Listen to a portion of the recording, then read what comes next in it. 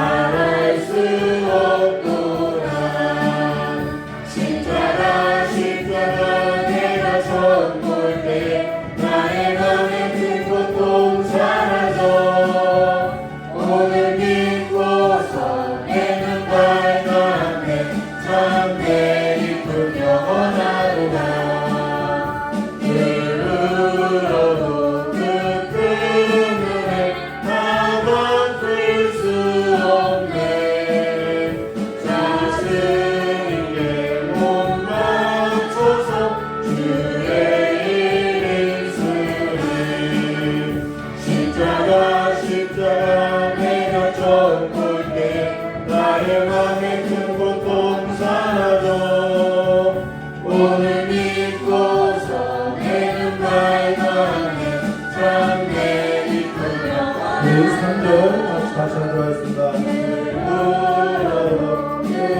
그늘에 더 갚을 수 없네. 나 주님께 몸 맞춰서 주의 이름 쓰리. 십자가 내가 처음 볼 때 나의 맘에 든 고통 사라져. 오늘 믿고서 내 눈 밝았네. 참되 기쁨 영원하도다. 우리 다같이 사도신경 하심으로 우리의 신앙을 고백하도록 하겠습니다. 전능하사 천지를 만드신 하나님 아버지를 내가 믿사오며 그 외아들 우리 주 예수 그리스도를 믿사오니 이는 성령으로 있게 하사 동정녀 마리아 생하시고 본디오 빌라도에게 고난을 받으사 십자가에 못 박혀 죽으시고 장사한 사람의 죽은 자 가운데서 다시 살아나시며 하늘에 오르사 전능하신 하나님 우편에 앉으시다가 저리로서 성과 준비하신 하나로 오시리라. 성령을 믿사오며 거룩한 공예와 성도와 사도들과 죄를 사하신 것과 무자를 사는 것과 영원히 사는 것을 믿사옵나이다. 아멘. 데살로니가전서 2장 1절서부터 12절입니다. 우리 데살로니가전서 2장 1절부터 12절까지의 말씀을 한 절 한 절 교독하도록 하겠습니다.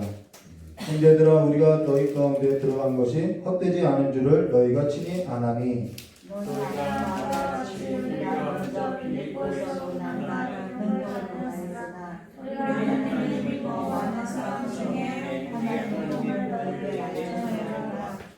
우리의 권면은 간사함이나 부정에서 난 것이 아니요 속임수로 하는 것이 아니라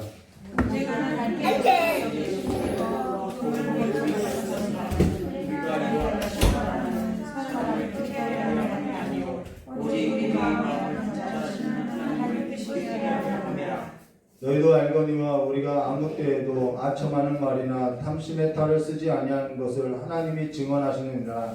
또한 우리는 너희에게든지 다른 이에게든지 사람에게든지 영광을 우리는 그리스도의 사도로서 마땅히 권위를 주장할 수 있으나 도리어 너희 가운데서 유순한 자가 되어 유모가 자기 자녀를 기름과 같이 하였으니 우리가 너희를 사랑하여 하나님의 복을 구하나이다. 우리의 모든 것도 너희에게 주기를 바라며 너희가 우리의 사랑하는 자들이라. 형제들아 우리의 수고와 애쓴 것을 너희가 기억하리니 너희가 아무 때에도 폐를 끼치지 아니하려고 밤낮으로 일하면서 너희에게 하나님의 복음을 전하였노라. 우리가 너희 믿는 자들을 위하여 그렇게 거룩하고 옳고 신을 실천하여 너희까지 너희도 아는 바와 같이 우리가 너희 각 사람에게 아버지가 자기 자녀에게 하듯 권면하고 위로하고 경계하느니 함께하였습니다. 이는 너희를 보조사 자기 나라와 영광에 이르게 하시는 하나님께 합당히 행하게 하려 합니다. 아멘. 자, 기도하도록 하겠습니다. 참 좋으신 하나님 아버지, 교회에 다른 무언가가 있는 것이 아니라 우리의 욕망이 있는 것이 아니라 오직 주의 영으로서 주의 숨결만이 가득한 교회가 되게 하여 주시옵고 오직 그리스도의 복음으로서 다시 살아나는 주의 생명만이 가득한 교회가 되게 하여 주시길 간절히 원하오며 되어신 예수님의 이름으로 축복하며 기도드리옵나이다. 오늘 데살로니가전서 2장 1절과 12절의 말씀으로 하나님의 복음을 위탁받은 자라는 제목으로 함께 보도록 하겠습니다. 우리가 이 데살로니가전서 2장 1절부터 2장을 보기 전에 먼저 우리가 알아야 할 것이 뭐냐면요. 데살로니가 교회에 지금 어떠한 상황이냐면요. 사도 바울은 지금 데살로니가 교회에 있지 않아요. 고린도 교회에 있지요.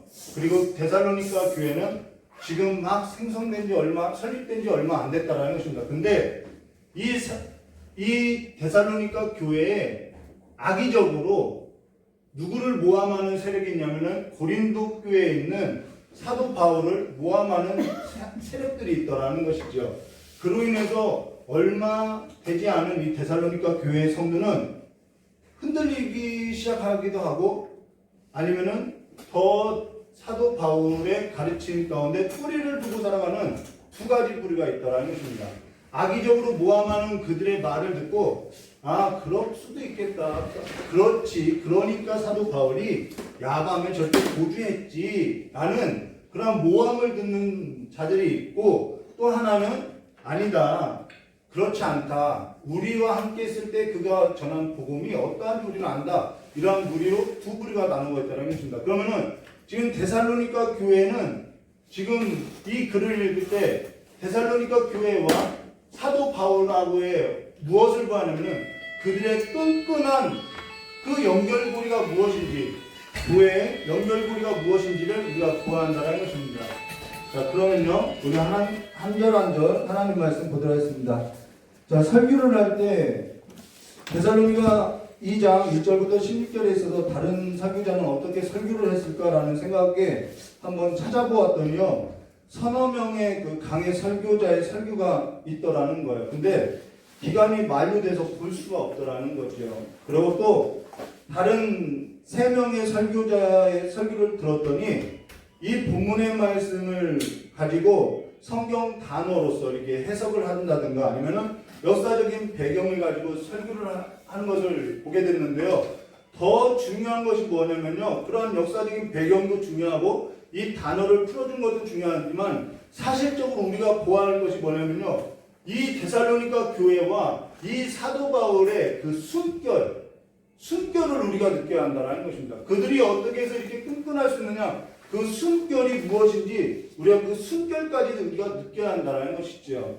사실 거기에 이 데살로니가전서 2장이 우리에게 가르치는 바가 있다는 것입니다. 근데 사실 그렇게 그분들의 설교를 들었는데 사실 크게 별로 감동이 되지 않더라는 거예요. 자, 그러나 대부분의 설교자가 데살로니가전서를 설교를 할 때 대부분 설교 본문을 어디를 채택하냐면요, 데살로니가전서 5장 12절과 22절로 항상 기뻐하라, 쉬지 말고 기도하라, 범사에 감사하라, 이것이 그리스도 예수 안에 있어 너희를 향한 하나님의 뜻이라는 이 본문만을 채택한 것이 많이 있더라는 것이죠. 그래서 이 본문을 설교하는 분들이 거의 없고요, 자료도 없더라는 거예요. 근데요, 데살로니가전서 2장 1절부터 16절에 관한 설교에 있어서 지금 우리가 우리의 삶에 있어서 큰 감동을 주고 있고 우리에게 찔림을 주고 있고 우리를 다시 일으키는 설교가 없다는 것이 좀 안타깝다는 것입니다. 물론 각자 좋아하는 성경 구절이 있겠지만은 우리가 이 본문의 말씀에 있어서 한번 우리가 함께 이들이 나눴던 그 숨결이 무엇이었는지, 정말 교회 가운데 말하고자 하는 것이 무엇인지 함께 보도록 하겠습니다. 데살로니가전서 2장 1절부터 16절의 말씀의 내용의 구절을 보면요, 두 가지로 구분되어 있는데요. 데살로니가전서 2장 1절부터 12절은 하나님의 복음의 사역을 하고 있는 사도 바울의 실제적인 삶이 무엇인지를 말해주고 있고, 그 다음 데살로니가전서 그 이후 그 13절부터 16절은 그가 전한 복음을 받은 사람들의 실질적인 삶이 무엇인지에 관해서 말해주고 있다는 것입니다. 그래서 그들이 하나로서 연결되어 있다는 거예요. 데살로니가전서 2장 1절부터 12절은 하나님의 복음 사역을 하고 있는 사도 바울에게만 사실상 그러면 해당되는 것이냐? 사실 그렇지 않다라는 것이죠. 우리 모두가 다 하나님으로 말미암아 창세로부터 그리스도의 복음에 관하여 성령의 믿음의 역사 가운데 그리스도 예수 안에서 하나님의 복음을 받았고 하나님의 복음을 위탁받은 하나님의 복음 사역자임을 말해주고 있다는 것입니다. 사도 바울만 하나님의 복음을 받은 것이 아니라 저와 여러분도 하나님의 복음을 받았다라는 것이죠. 어떠한 사람도 하나님의 복음을 받지 않은 사람은 없다라는 것입니다. 그러면 이 본문 말씀은 우리에게 있어서 하나님의 복음을 받은 내가 어떻게 살아야 하는지에 관해서 보여주고 있다는 것이죠. 그래서 이 본문 말씀이 중요하다는 것입니다. 더욱이 사역자들에게 있어서는 이 본문이 너무나도 중요한 말씀이라는 것이죠.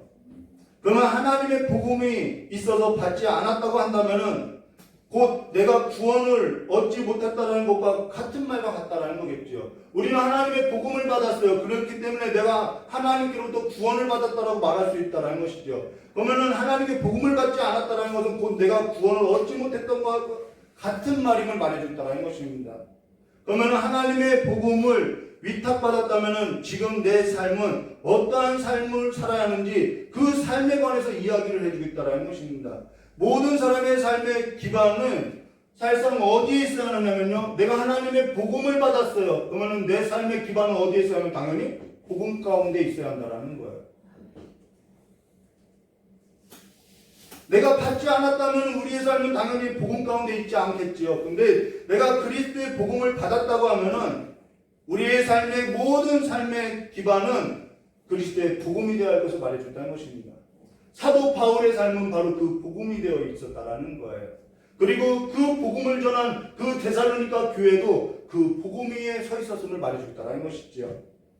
자, 그런 후에요, 데살로니가전서 2장 13절과 16절은 하나님의 복음에 있어서 성령의 큰 능력에 의해서 성령의 기쁨으로 하나님의 말씀을 받은 자들에 관한 이야기를 하는 것으로서 이 일에 있어서 데살로니가전서 2장 13절을 이렇게 말씀하고 있죠. 이러므로 우리가 하나님께 끊임없이 감사함은 너희가 우리에게 들은 바 하나님의 말씀을 받을 때에 사람의 말로 받지 아니하고 하나님의 말씀으로 받으니 진실로 그러하도다. 이 말씀은 또한 너희 믿는 자 가운데서 역사하느니라 라는 말로써 그들이 하나님의 말씀을 받을 때 뭘로 들었냐면 사람의 말로 받지 않고 하나님의 말씀으로 들었다라는 것입니다.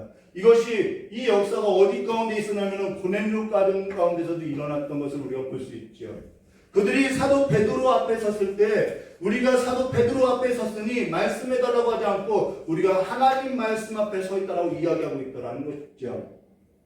자, 그러면요, 예수 그리스도 안에서 하나님의 복음을 위탁받은 사도 바울이 데살로니가 교회에 위탁받은 하나님의 복음을 전할 때 그들은 사람의 말로 듣지 아니하고 하나님의 말씀으로 받았다라는 것으로 그들 가운데는 성령의 역사가 있었고 그 성령의 역사로서 그들은 하나님의 복음을 받게 되었음을 말해준다는 것입니다. 우리가 이것은 앞서서 계속해서 보았죠. 그렇다면 하나님의 복음을 위탁받은 자를 영접지 않은 것은 곧 누구를 영접지 않는 것이냐면 하나님의 말씀을 영접지 않는 것과 같다라는 것이죠. 하나님의 복음을 위탁받은 자를 영접지 않는 것은 곧 하나님의 말씀을 영접지 않은 것이고 하나님의 말씀을 영접지 아니하는 삶에 대한 그 형벌과 그 책임은 영접하지 않은 그들의 몫임을 말해주고 있다는 것입니다. 또 그러고 하나님의 복음을 위탁받지 아니하는 자들이 있죠. 하나님의 복음을 받은 자가 있고 하나님의 복음을 받지 않는 자가 있어요. 근데 하나님의 복음을 위탁받지 아니한 자들을 영접한 것도 그들 자신의 삶이 여전히 하나님의 복음에 서 있지 않기 때문에 분별없기 때문에 그들을 받아들였음을 말해주고 있다는 것입니다. 그래서 그 삶의 책임도 누구에게 있냐면 그들 자신에게 있더라는 거죠. 우리가 그렇기 때문에 분별해야 하는 것이죠.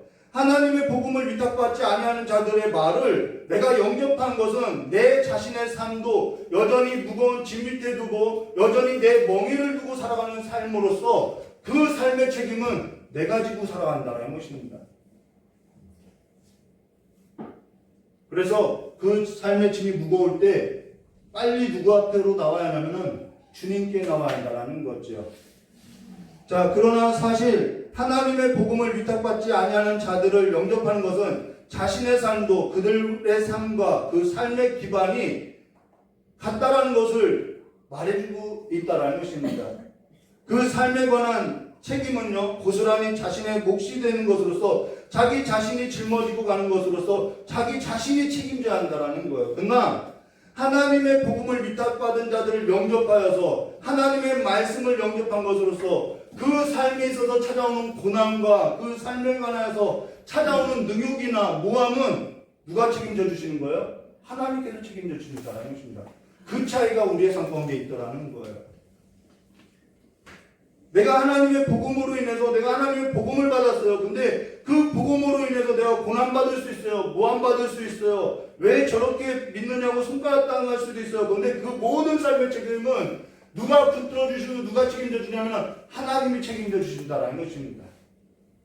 사도 바울은 거기에 뭐가 있었냐면 기쁨이 있었다라고 이야기하는 것이죠. 그 삶은 하나님께 뿌리를 두고 하나님을 의지하는 것으로서 하나님을 붙드는 것보다는 하나님께서 그 삶을 붙들어 주시고 책임져 주시고 있더라는 것입니다. 우리가 한 사례를 들면요, 이 복음에 위탁받았다라는 말은 어떠한 것이냐면요. 제 딸에게 저는 이제 여러분의 이해를 돕기 위해서 이야기한 것이죠. 저의 딸에게 어떠한 물건을 맡기고 엄마에게 갖다 주라고 한다면은 저의 딸이 엄마가 받았느냐 받지 않았느냐 그것보다는 저의 딸이 이것을 전달했느냐 전달하지 못했느냐가 더 관심이 있다라는 것이죠. 그렇기 때문에 전달하면은 전달했다고 보고하겠지요. 아빠 나 전달했어. 그러니까 그의 시선은 엄마에게 있는 것이 아니라 저에게 있다라는 것이죠. 그리고 전달하지 못하면은 아빠 엄마한테 이걸 전달하려고 했는데 이러한 이유에서 전달하지 못해서 그 보고 또한 누구에게 시선이냐면은 위탁을 한 사람에게 시선이 가겠지요.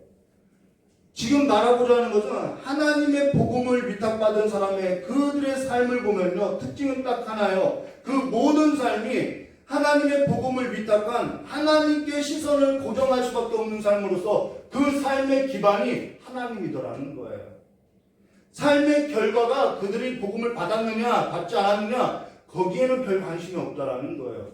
그들이 내가 하나님께서 나에게 주신 이것에 있어서 내가 하나님께 다 했는지 안 했는지 오로지 그 모든 신경이 하나님께 쏠려 있음을 말해주겠다는 것입니다. 몇 명이 구원받았느냐 몇 명이 구원받지 못했느냐 그것은 내 문제가 아니라는 거예요. 나는 그냥 하나님이 나에게 맡겨주신 그 일에 있어서 그냥 잘했느냐 못했느냐 거기에 시선이 있다는 것입니다. 그래서 우리의 시선이 우리의 목적이 벗어나는 경우들이 너무나도 많이 있다는 것이죠. 그래서 내가 어떠한 이 결과로서 내가 신앙이 좋은 줄로 알고 있다는 것입니다. 그러면서 자신의 삶에 있어서 하나님의 복음을 위탁한 하나님을 기쁘시게 하고자 하는 그 삶에 있어서 모든 신경이 죽었던 신경이 살아나게 됨을 말해주고 있다는 거예요. 우리는 하나님에 대해서 이미 죽어 있었던 사람이었죠. 근데 그 일로 말미암아 하나님께로 향한 모든 시선이 다시 한번 살아난 것을 경험하게 된다는 것입니다. 물론 그 일에 있어서 그리스도 예수 안에서 함께하는 삶의 즐거움과 기쁨에 있어서 하나님의 복음을 받는 성도로 말미암아 얻게 되는 즐거움과 기쁨도 있어요. 그러나 그 즐거움보다 더할 것 없는 즐거움과 기쁨은 무엇에 관한 기쁨과 즐거움이냐면 나와 하나님과의 관계에 있음을 말해준다는 것입니다. 그래서 다른 것에 있어서 별로 관심이 없어진다는 거예요. 그래서 신앙이 점점 하나님과 나와의 관계 이거 외에는 별로 관심이 없어지더라는 거죠.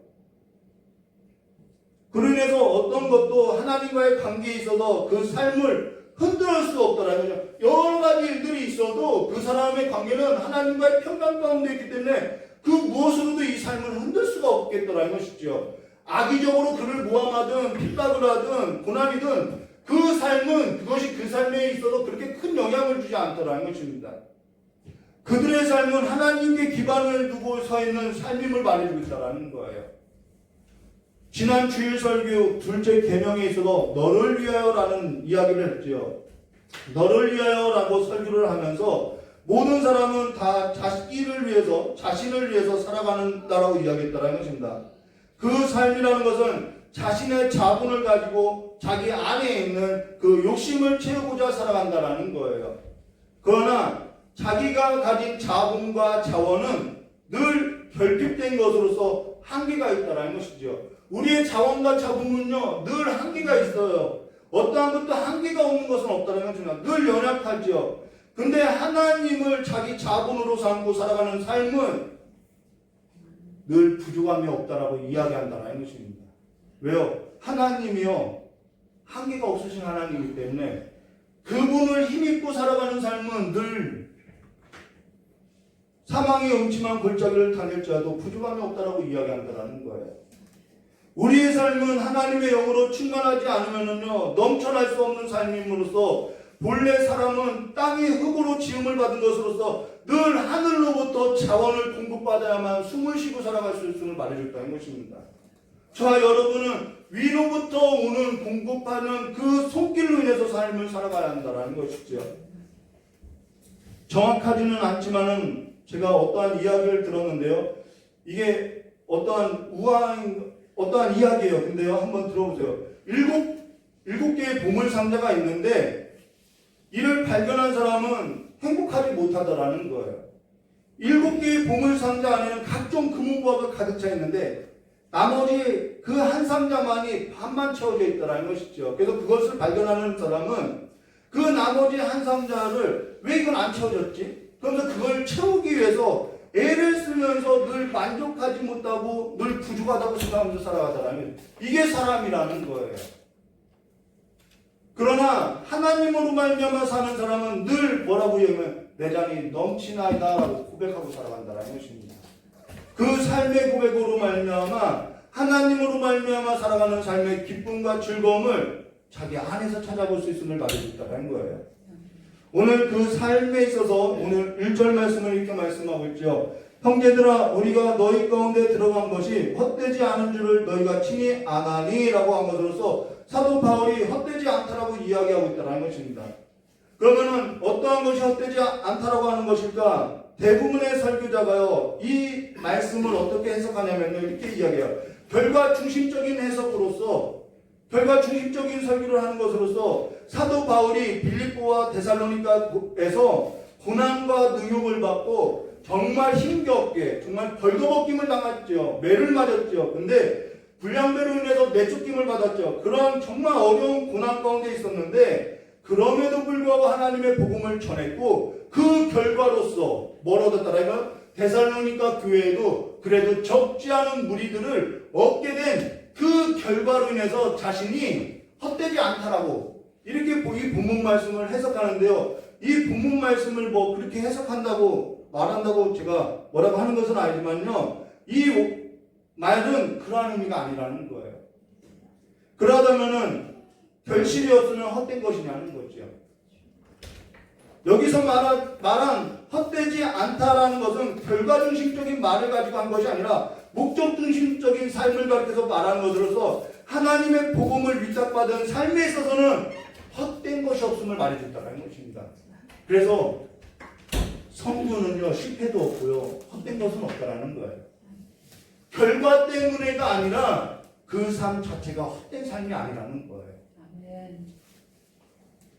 지금 바울은 그 이야기를 하고 있다는 것이죠. 우리 안에 하나님의 복음으로 말미암아 내 삶이 헛되지 않다라는 것을 내 삶의 결과가 어떠하든 나를 모함하는 사람이 있든 내 삶이 헛되지 않다라는 것을 여러분 믿으시기를 주님의 이름으로 축원합니다. 이것이 복음이 가져다주는 생명이라는 거예요. 힘이라는 거죠. 결과 중심으로 말하여서 헛되지 않다라고 한 말이 아니라는 것입니다. 그리고 데살로니가 교회도 하나님의 복음을 받은 자로 하나님께 붙들려 있는 것을 보고 헛되지 않은 줄을 너희가 친히 아느니라 라고 말하고 있는데요. 사실 이 말에 있어서 저희 표현력이 부족해서 상세하게 다 전달하지 못하지만요. 이것은 사람이라는 것은 결과를 따라서 허무함을 느끼게 됐지요. 결과가 좋으면 좋았다가 결과가 나쁘면 허무해지는데 그러한 것을 말하는 것이 아니라 지금 그가 헛되지 않다라는 말은 결과로서 말하는 것이 아니라 본질적으로 자신의 삶을 두고 한 것으로서 나는 하나님으로 말미암아 하나님께 복음을 위탁받은 자로서 내 삶이 헛되지 않다라는 그 믿음의 삶을 말해주겠다라는 것입니다. 우리의 삶이라는 것은 어떠한 결과를 얻고자 하는 것이 아니라 우리의 삶은 이미 결과를 얻은 삶이라는 거예요. 하나님의 나라를 얻었고요. 무엇과도 비교할 수 없는 하나님이라는 그 실제를 얻은 삶으로서 우리는 결과를 얻은 삶으로서 헛되지 않다는 것입니다. 그래서 우리는 우리의 삶에 있어서 어떠한 결과 중심적인 헛된 것을 쫓는 것이 아니라 헛된 영광을 바라는 것이 아니라 영원한 영광 중에 하나님의 영광 가운데 살아가고 있는 삶임을 말해줬다는 것입니다. 그로 인해서 그 삶은 2절 말씀에 이렇게 말하고 있는 거죠. 너희가 아는 바와 같이 우리가 먼저 빌립보에서 고난과 능욕을 당하였으나 뭐라고 얘기하죠? 이것이 헛된 것이 아닌 거죠. 우리 하나님을 힘입어 많은 싸움 중에 하나님의 복음을 너에게 전하느니 라는 말로서 우리 하나님을 힘입어서 많은 싸움 중에서도 나는 살 수 있다라는 거예요. 여기서 많은 싸움이라는 것은 우리가 데살로니가 서론을 볼 때 이미 다뤘던 것으로서요. 더 이상 언급하지 않아도 될 것 같아요. 바울이 겪었던 그 많은 삶임을 말해주고 있겠지요. 그러나 데살로니가 교회가 사도 바울을 베레아로 보낼 때 어떻게 보냈냐면요. 사도행전 17장 10절의 말씀을 보면 이렇게 말씀하세요. 밤에 형제들이 곧 바울과 실라를 베레아로 보내니 그들이 이르러 유대인의 회당에 들어가니라 라고 한 것으로 밤에 야반도주 하듯이 데살로니가 교회로부터 보내졌다라는 것입니다. 근데 교회 일을 하다 보면은 참 많은 모함을 당하는 일이 있어요. 그렇고 욕도 많이 먹어요. 그래서 저는 리더는 다른 거 잘하는 것보다 욕 잘 먹어야 리더라고 보는 거예요. 그러고 나서 나중에 그 어떠한 일에 있어서 듣게 된 사람은 그러한 일이 있었냐고 그러면서 오해를 사게 됐죠. 교회 안에서 이런 일이 많아요. 교회 안에서 어떠한 사람을 모함했어요. 근데 이 자리에 없었던 사람이 있어요. 근데 그가 나중에 교회에 와서 듣고 보니까 그 지금 쫓겨난 사람에 대해서 아이고 어쩐지 그 사람이 그렇더라 하면서 선입견을 갖게 되고요. 편견을 갖고 있고요. 그 모함을 받아들이는 것으로서 그 사람과의 그 전에 가졌던 관계를 다 무너뜨리는 경우들이 있더라는 것이죠. 이러한 일들이 교회 안에 너무나도 많이 있더라는 거예요.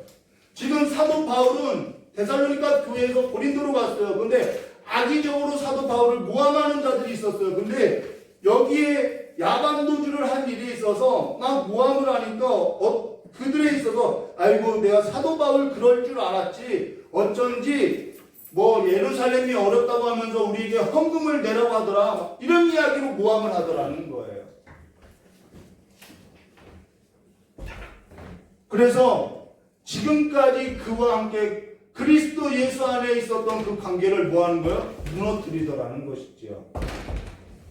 데살로니가 교회 안에서 사도 바울에 관하여 악의적으로 모함한 것으로서 데살로니가 교회에는 사도 바울에 관한 악의적인 모함을 듣고 있었음을 말해준다는 것입니다. 그들의 악의적으로 사도 바울의 권위와 사도 바울이 전한 그리스도의 복음에 대하여 모함하고 있더라는 것이지요. 그로 인해서요 데살로니가 교회는 교회에 상처를 내고 있고 그들의 마음을 모아보자 하는 거요 빼앗고자 하고 있다는 것입니다. 이것이 누가 써먹었던 방법이냐면 압살롬이 써먹었던 방법이지요. 다윗에게 가고자 하는 그 길목에 서서 그 백성들의 마음을 빼앗아서 자기가 백성들로 인해서 높임을 받고자 하는 한심으로부터 나왔음을 말해줬다는 것입니다. 그것이 이스라엘 백성 가운데 있었듯이 교회 안에도 있더라는 거예요.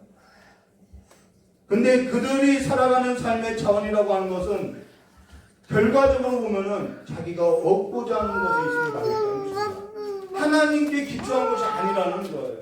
하나님께 처음에 기초한 것 같이 보였으나 그들이 왜 그렇게 무너지냐는 거예요. 하나님의 복음을 위탁받은 자는 그러한 많은 싸움 중에 하나님을 힘입어서 살아가는 것으로서 세상과 달리 그를 무너뜨릴 수 없음을 지금 성경은 말해주고 있다는 것이죠. 이것이 곧 하나님의 나라와 세상 나라와 같지 아니한 것으로서 음부의 권세가 이기지 못하고 영원토록 설 수 있음을 말해주고 있다는 것입니다. 그들의 모함이라고 하는 것은 이런 것이었어요. 사도 바울이 밤에 도주하고 나서 한 번도 너희 데살로니가 교회를 방문하지 않은 것은 뭔가 부리는 것이 있다라는 거예요. 뭔가 신빙성이 없다라는 거예요. 그러고 그가 자신이 전한 말에 있어서도 신빙성이 없고 그가 너희들에게 다시 찾아오지 않는 것은 그가 불성실하고 무책임하다라는 거예요. 그러니까 버려두고 갔다라고 이야기하죠. 그러고 나서 그에게 모함하는 말이 뭐냐면 그는 성적으로도 음란하고 돈을 좋아해서 헌금을 강요하고 명예와 권력에 눈먼 자라고 모함했다는 것입니다. 그렇지 않고서 어떻게 해서 밤에 도주하겠느냐라고 말했다는 것이죠. 근데 그에 있어서 어떤 사람은 어쩐지 그렇게 보이더라. 머리도 그렇고 외모도 그렇고 좋게 보았던 모든 것이 다 나빠지게 보이기 시작하는 것이죠. 그로 인해서요 그는 이 모함하는 사람들이 그렇게 말하는 거죠. 그는 너희들을 사랑한 것이 아니라 너희들의 마음을 얻고자 하는 거라고 이야기하고 있는데 실상은 누가 얻고자 하는 거예요? 그들이 얻고자 하는 거 있다라는 것입니다. 그러한 모함은 사도행전 17장 4절에 그 중에 어떤 사람 곧 경건한 헬라인의 큰 무리와 적지 않은 귀부인도 권한을 받고 바울과 신라를 따르니라고 한 것으로서 적지 않은 귀부인도 권함을 받았는데 이렇게 모함을 했다는 그 권한받은 자들에게 이를 거죠. 그들과 부적절한 관계가 맺었기 때문에 그렇게 밤에 도망한 거야 라고 모함을 했다는 것입니다. 근데 이 일에 있어서 데살로니가 교회는 그렇지 않다고 하는 성도도 있었으나 그런가 어쩐지 하면서 점점 흔들렸던 성도들이 있었다라는 거예요. 그래서 사도 바울이 뭐라고 하면은 그런 모함에 자기가 해명할 수도 있지만은 그걸 말하는 것이 나는 너희와 나 사이가 그리스도의 복음에 있어서 흔들리는 것이 안타깝다라는 거예요. 사실 목회를 할 때 그리스도 예수 안에서 함께 지낸 성도가 어느 날 갑자기 돌변하는 경우들이 많이 있지요. 그들은 늘 한결같이 뭐라고 하냐면 그럴 줄 몰랐다라고 이야기하더라는 거예요. 그러나 그러한 일이 있을 때마다 보고 겪게 되는 것이 무엇이냐면요. 그들의 삶을 보면은 하나님의 복음을 위탁받은 자로부터 하나님의 말씀을 받을 때 하나님의 말씀을 받고 그들도 하나님의 복음을 받은 자로 하나님의 복음에 의해 삶의 기반으로 한 것이라고 말을 한다면은 그러한 삶의 형태는 나올 수 없더라는 거예요. 자신이 붙들고 있는 그 도리의 삶의 기반으로 하여서 그렇게 보고 있음을 말하고 있다는 것이죠. 그리고 못 견뎌서 떠나는 일들을 우리는 종종 교회 안에서 보게 된다는 것입니다. 지금 모든 것을 다 말할 수는 없으나 최소한 하나님의 복음을 받은 자라고 한다면은 최소한 자신의 삶에 관하여 분별하여서 설 수 있어야 할 것을 말해준다는 거예요. 그런 일을 겪을 때 모함을 들어서 괴로운 것이 아니라 그들이 하나님의 복음을 받은 줄 알았는데 그렇지 않더라는 것이죠. 거기서부터 괴로움이 있다는 것이죠. 그들이 하나님의 복음을 받은 줄 알았는데 그렇지 않은 것을 보고 겪는 것으로서 괴롭고 화가 나고 고통스럽더라는 것입니다. 하나님의 복음으로 인해서 고난과 능욕을 받는 것은 당연한 거예요. 하나님의 복음으로 인해서 매질을 당하고 벌거벗김을 당하고 부끄러움을 당하는 것은 사실 고통스럽지 않고 괴롭지도 않아요. 가장 고통스러운 것은 하나님의 복음으로 인해서 함께하고 있는 그들이 하나님의 복음을 받은 줄 알았는데 하나님의 복음에 기반을 두고 살아있고 있는 것이 아님이 드러날 때 너무나도 고통스럽다라는 거죠. 가장 고통스러운 것은요, 하나님의 복음을 받은 자가 그 삶의 기반을 하나님이 아니라 다른 것을 두고 사는 것으로부터 찾아오는 그 겪게 되는 그 싸움과 시련으로 인해서 고통스럽다라는 것입니다. 목회를 하다 보면 욕도 먹을 수 있어요. 모함도 들을 수도 있고요. 어떤 결과가 있을 수도 없고 없을 수도 있어요. 사람이 떠나갈 수도 있고 찾아올 수도 있죠. 그러한 것으로 괴로운 것이 아니라 하나님의 복음에 기반을 두지 못하고 있는 그들의 삶의 현실을 볼 때 너무나도 안타깝고 화가 나더라는 거예요. 저들을 어떻게 하나님께 이끌까? 그것이 마음이 쓰리더라는 것이죠. 아무리 애써도 내 힘으로 안 되기 때문에 간구할 수밖에 없고 기억할 수밖에 없는 일이라는 것입니다. 그러면서 하나님의 복음을 위탁받은 자가 누구를 힘입어 사냐면 하나님을 힘입어 사는 일에 있어서 자신이 어떠한 일을 했다고 말하기보다는 나 이러한 일을 했어 그것을 말하기보다는 지금 사도 바울은 세 가지를 부정하고 있죠. 3절 말씀 보면 이렇게 말하고 있죠. 우리의 권면은 간사함이나 부정에서 난 것이 아니요 속임수로 하는 것도 아니라라고 말하고 있다는 것입니다. 자신이 하나님의 복음을 위탁받은 자로서 하나님을 힘입어서 내가 이러한 일을 했다고 말할 수도 있지만은 오히려 세 가지를 부정하고 있는 것으로서 내가 너희에게 권면한 것은 간사함이나 부정한 것에서 난 것이 아니라 속임수로 한 것도 아니라라고 이야기하고 있다는 것입니다. 간사함이라는 것은 첫사람 아담 하와지요. 첫사람이 간사한 뱀의 말을 듣고 보암직도 하고 먹음직도 하고 지혜롭게 탐스럽게 할 만한 것으로서 하나님의 말씀으로부터 그들의 마음이 빼앗긴 것으로 지금 성도의 삶에 있어서 성도의 마음이 하나님과 하나님의 말씀으로부터 빼앗기고 있는 것이 괴롭더라는 거예요. 그러고 나서요, 모든 사람은 사실상 부정한 것으로서 정한 사람이 한 명도 없죠. 그런데 부정한 것으로서 불순하고 불성실하는데 정한 것은 아무것도 없는데 자신들이 정하다라고 이야기하고 있더라는 거예요. 계속해서 그래서 자신을 드러내고 사람을 속이고 있죠. 사람의 마음을 얻고자 하고 있죠. 그러니까 정말 정작 해야 할 말을 하지 못하고 살아가고 있더라는 것입니다. 그리고 그들이 전한 하나님의 복음이란 하나님께서 그들에게 위탁한 것으로 간사한 뱀의 말과 같이 사람의 마음을 훔치고자 하는 것도 아니고 죄로 인해 타락하고 부정한 사람의 지혜로서 짜낸 것도 아니고 사람이 지어낸 허망한 말도 아니라 하나님으로부터 주어진 하나님의 복음임을 말해줬다는 것입니다. 저와 여러분이 그 하나님께로부터 온 복음을 받은 자라는 거예요. 그래서 사도 바울은 그렇게 말하죠. 갈라디아서 1장 11절과 12절에 형제들아 내가 너에게 알게 하노니 내가 전한 복음은 사람의 뜻으로 따라 난 것이 아니라 이는 내가 사람에게 받은 것도 아니요 배운 것도 아니요 오직 예수 그리스도의 계시로 말미암아 것이라라는 말로 그가 전한 복음을 정의하고 있다는 것입니다. 그러니 오늘 4절 말씀에 보면 이렇게 말씀하셨죠. 오직 하나님께 옳게 여기심을 입어 복음을 위탁받았으니 우리가 이와 같이 말함은 사람을 기쁘게 하려 함이 아니요 오직 우리 마음을 감찰하시는 하나님을 기쁘시게 하려 함이라라고 이야기하고 있다는 것입니다. 근데 여기서 오직 하나님께 옳게 여기심을 입어 복음을 위탁받았으니 라는 말은 대부분의 설교자가 이렇게 설교하더라는 거예요. 사도 바울은 하나님께 옳게 여기심을 받아서 하나님께로부터 하나님께서 그에게 하나님의 복음을 위탁한 것이라고 설교하더라는 거예요. 그러면은 자격 없는 저 같은 사람은 하나님의 복음을 전할 수 없겠지요. 강해집도 여기서 옳게 여기심을 입어라는 단어가 도키마조라는 단어인데 이것이 시험하다, 검증하다, 입증하다라는 단어로서 사도 바울은 하나님께로부터 검증받고 시험을 받고 입증된 사람으로서 그렇기 때문에 그가 하나님의 복음을 위탁받았다라고 이렇게 설명하더라는 거예요. 이것이 단어적인 해석이 있죠.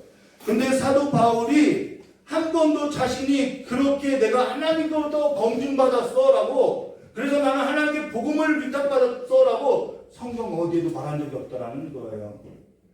사도 바울은요 오직 하나님께 옳게 여기심을 입었다라는 것을 자신의 삶에서도 검증된 자라고 말하는 표현이 아니라 자신은 하나님께 옳게 여김을 입어서 하나님의 복음을 위탁받을 만한 자격이 있어서 위탁받았다라고 말하는 적은 성경 어느 곳에서도 찾아볼 수 없다라는 것이죠. 그러면 그가 전한 하나님의 복음이라고 하는 것은 그와 같은 자격이 있어야만 받을 수 있는 것으로서 그는 자신의 자격을 자랑할 것이고요. 그의 자격의 조건에 부합한 사람이 되어야만 옳다 여김을 받아야만 하나님의 복음을 받을 수 있음을 말해주는 행위론적 구원이 된다라는 거예요. 근데 그가 전한 그리스도의 복음이라고 하는 것은 그렇게 사람에게 인정받고자 하는 것이 아니라 하나님께 옳게 여기심을 받은 것으로 사람의 조건과 사람의 자격으로 말하는 것이 아니라 어떤 사람도 하나님 앞에 옳게 여김을 받을 수 없다는 것을 말해주는 것으로서 아무런 자격 조건 없는 내가 받았다라는 거예요. 오직 십자가에서 죄인의 몸을 입고 죄인을 대신하여 죽은 예수 외에는 없는 것으로 그가 받은 복음은 그로 말미암아 내가 하나님께 옳다함을 입었다라고 그래서 나는 사람을 기쁘게 하는 것이 아니라 하나님을 기쁘게 하려는 것이라고 이야기하고 있다는 것이죠. 오직 우리의 마음을 감찰하시는 하나님을 기쁘시게 하려 함이라라는 것으로부터 그의 삶이 시작되어 있음을 말해줬다는 것입니다.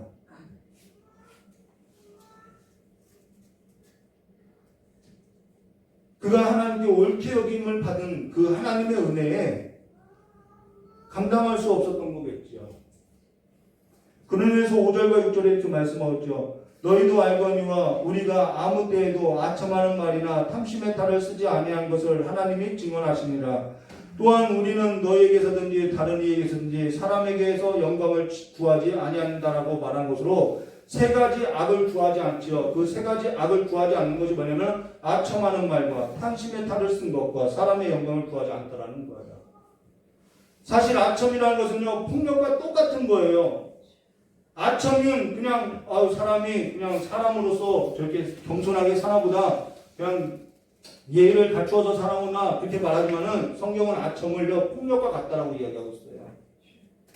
아첨이란 폭력과 같은 것으로서 내가 없는 것을 내가 얻고자 하는 것으로서 탐심의 탈을 쓰고 사람으로부터 영광을 구하는 것이 뭐냐면 아첨이라는 것이죠. 폭력으로서 빼앗는 거나 아첨으로서 빼앗는 거나 다르지 않다라고 성경이 이야기하고 있다는 것입니다.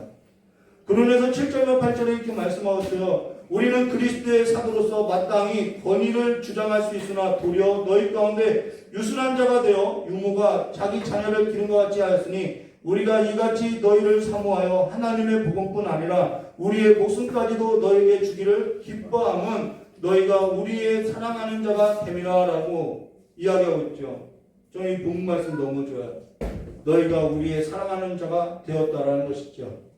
여기서 그가 그리스도의 사도로서 마땅히 권위를 주장할 수 있으나라는 말은요, 9절의 말씀과 관련이 있는 것으로서 9절 말씀에 이렇게 말씀하고 있어요. 형제들아 우리의 수고와 애쓴 것을 너희가 기억하리니 너희 아무에게도 폐해를 끼치지 아니하려고 밤낮으로 일하면서 너에게 하나님의 복음을 전하느라 라고 한 것으로 사도 바울은 마땅히 자신의 그 그리스도의 사도의 권위로서 그들에게 뭘 요구할 수 있냐면은 물질을 강요할 수 있더라는 거예요.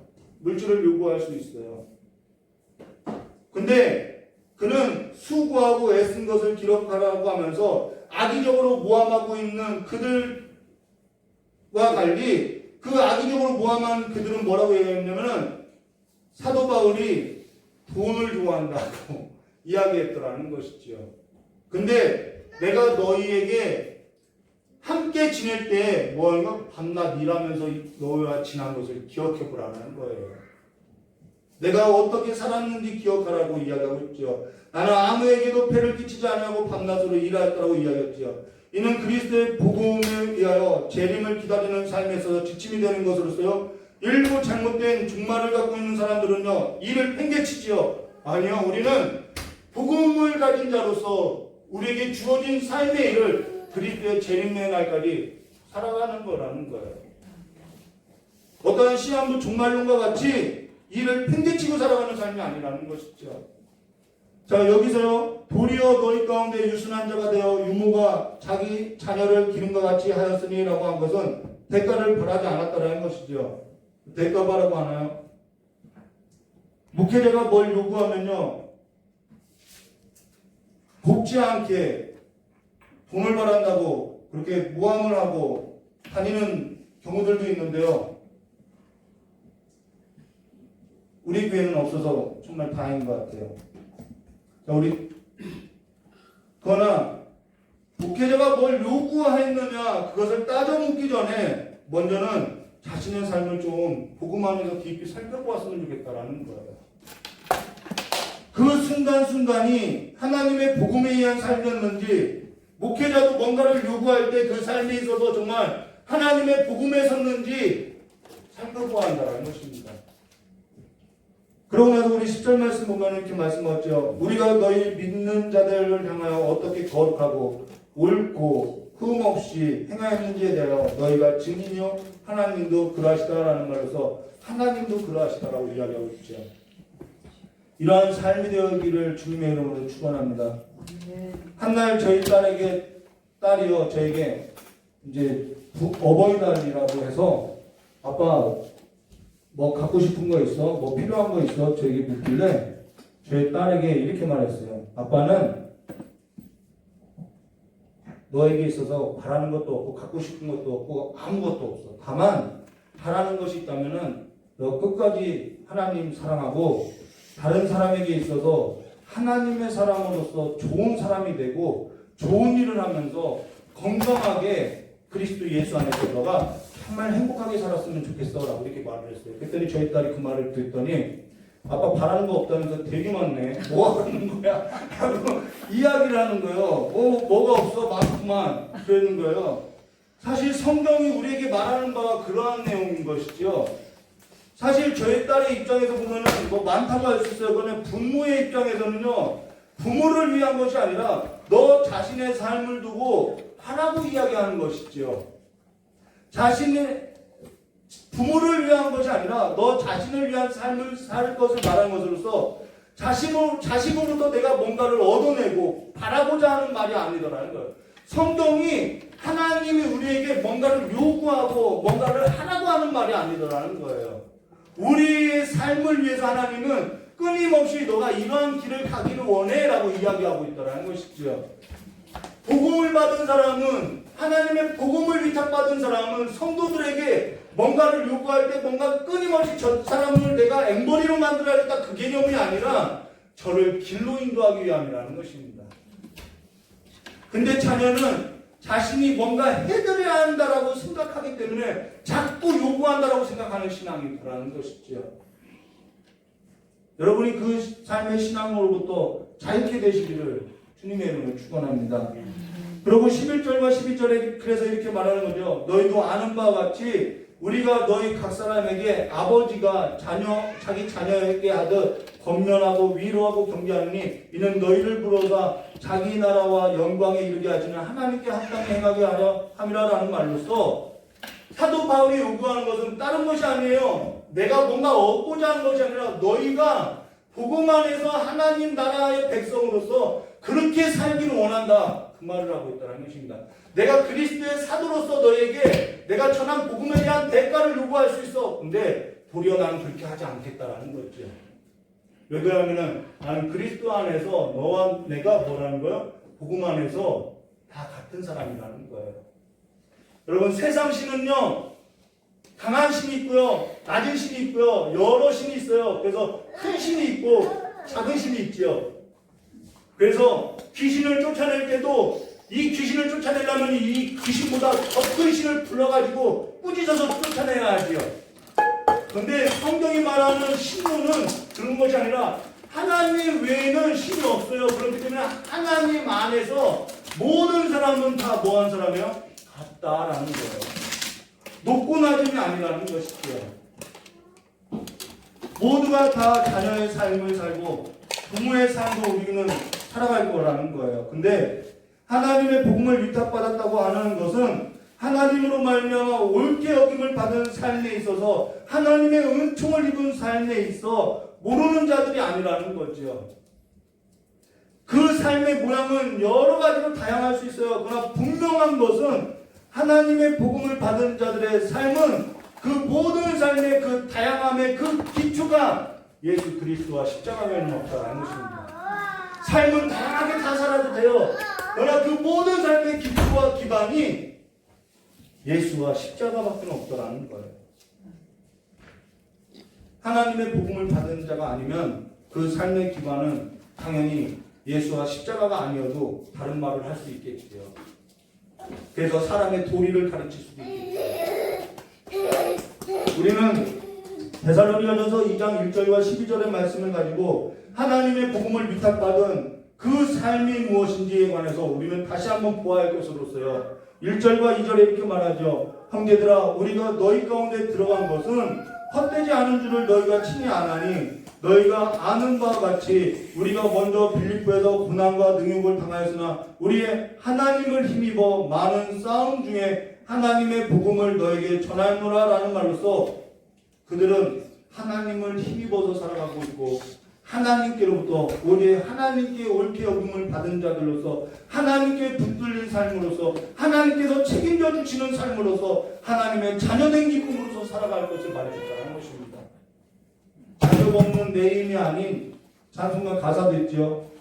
자격 없는 내 힘이 아닌 내 자본이 아닌 내 자원이 아닌 오직 우리 하나님을 힘입어서 살아가는 삶으로서 하나님의 복음을 받은 자로서 하나님의 복음을 간직한 삶으로서 일어나는 거룩한 성도로서 쇠하지도 않고 흔들리지도 않고 넘어지지 않는 하나님의 백성으로서 오직 하나님의 기뻐하신 가운데 살아가는 거룩한 성도가 되시기를 주님의 이름으로 축원합니다.